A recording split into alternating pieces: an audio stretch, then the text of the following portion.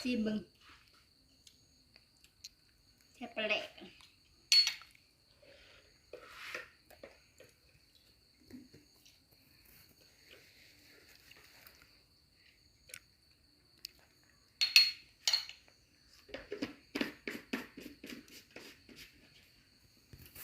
ใส่มะนาว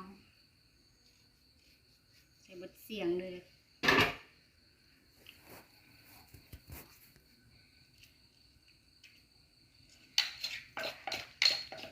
บริหินหนาเลย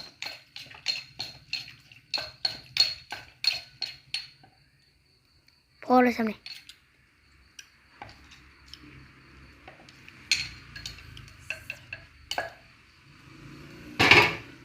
เนื่องจากว่าโขกให้มันหน่อยเนาะเทใส่ซามเลย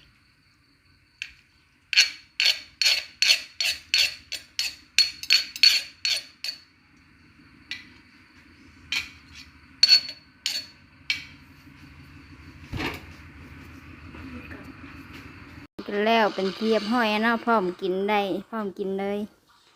ใส่ตีนบดตีนบดตีนเลยตีนไก่ก็ใส่บดเลยพร้อมเสิร์ฟใส่บดพ่วงสิ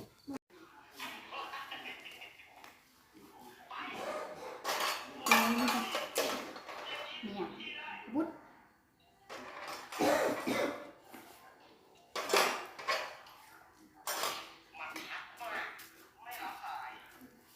Bồ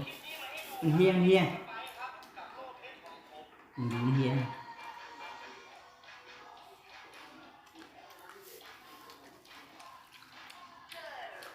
chưa vâng